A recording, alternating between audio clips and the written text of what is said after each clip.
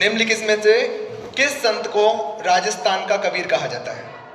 सभी आंसर बताएंगे। राजस्थान के कबीर के नाम से किसको जाना जाता है? Option number A Laldas ji, option number B Jasnath ji, option number C Dadu Dayal ji और option number D Dhanna Bhagat जी।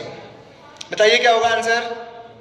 निम्नलिखित में से किस संत को राजस्थान का कबीर कहा जाता है?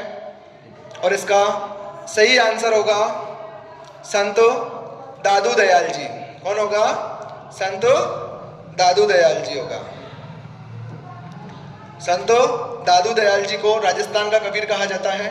दादू दयाल जी की हम बात करते हैं। दादू दयाल जी का जन्म अहमदाबाद गुजरात में होता है और जन्म होने के बाद में ये साबरमती नदी में बहते हुए लोधीराम जी को मिलते हैं। इनका लालन पालन लोधीराम जी के द्वारा किया जाता है।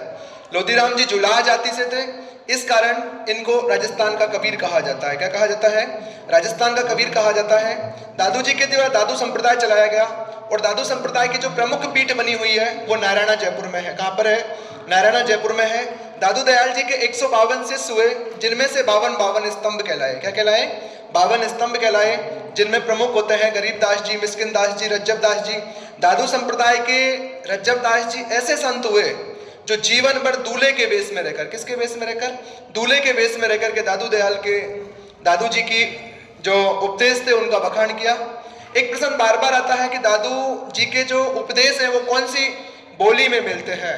तो दादू जी के जो उपदेश मिलते हैं राजस्थान में ढूंढाड़ी बोली में मिलते हैं। कौन सी बोली में मिलते हैं? ढूंढाड़ी बोली में मिलते हैं। इसके बाद में हम बात करते हैं जो दादू जी हैं, दादू जी का दादू संप्रदाय का जो सत्संग स्थल होता है वो अलख दरीवा कहलाता है। क्या कहलाता है? तो राजस्थान की किस संप्रदाय का सत्संग स्थल अलख दरीवा कहलाता है? तो इसमें आपका आंसर आता है दादू संप्रदाय। कौन सा संप्रदाय? दादू संप्रदाय। इसके बाद में संत धन्ना जी। संत धन्ना जी की यदि हम बात करते हैं, संत धन्ना जी रामानंद जी के शिष्य हुए। किसके शिष्य हुए? रामानंद जी के शिष्य हुए और ये रामानंद जी के शिष्य होकर के वृंदावन चले जाते हैं और वृंदावन एक दिन अपने गुरुजी की सेवा कर रहे थे। उसी समय गुरुजी को याद आया कि बेटा तेरे माता पिता कहाँ हैं? तो बताया गया धन्ना जी के द्वारा मेरे माता पिता गांव में रहते हैं।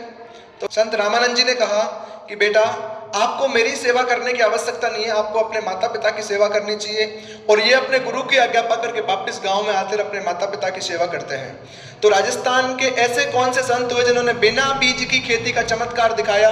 तो जिसका आंसर आएगा संत धन्ना जी। संत धन्ना जी के द्वारा बिना बीज की खेती का चमत्कार दिखाया गया। संत लालदास जी की यदि हम बात करते हैं तो लालदास जी का जो जन्म होता है वो धौलीधूप गांव अलवर में होता है और ये देव समाज के लक्कड़हारे कहलाते हैं। लालदास जी के द्वारा लालदासी संप्रदाय चलाया गया। कौन सा संप्रदाय चलाया गया? लालदासी संप्रदाय चलाया गया और लालदास जी को सांप्रदायिक सद्भावना के लिए भी जाना जाता है। इसके बाद में हम बात करते हैं जसनाथ जी की। जसनाथ जी की यदि बात की जाए तो जो जसनाथ जी हैं इनके द्वारा जसनाती संप्रदाय चलाया गया। कौन सा संप्रदाय चलाया गया? तो जसनाती संप्रदाय चलाया गया और जसनाती संप्रदाय की प्रमुख पीठ जो बनी हुई है कत्रियासर बीकानेर में। जसनाथ जी का जन्म कहाँ हुआ था? कत्रियासर बीकानेर में। जी के द्वारा पीठ की स्थापना कहाँ की जाती है? कत्रियासर बीकानेर में। जसनाथ जी का मंदिर कहाँ बना हुआ है? कत्रियासर बीकानेर में। जसनाती संप्रदाय की प्रमुख पीठ कहाँ है? कत्रियासर बीकानेर में। और जो जसनाती संप्रदाय जसनाथ जी के द्वारा 36 नियम बनाए गए। कितने नियम बनाए गए? 36। तो प्रश्न पूछेगा कि जसनाथ जी के द्वारा कितने नियम बनाए गए? 36। और जसनाती संप्रदाय के अनुयायी द्वारा धधकते हुए अंगारों पर, कौन से? धधकते हुए अंगारों पर अग्नि नृत्य किया जाता है। कौन सा नृत्य किया जाता है? अग्नि नृत्य किया जाता है। और जसनाती संप्रदाय के अनुयायी मोर पंख व जाल वृक्ष को पवित्र मानते हैं। किसको? मोर पंख व जाल वृक्ष को पवित्र मानते हैं। आज के लिए इतना ही, देखते हैं नेक्स्ट श्रृंखला में।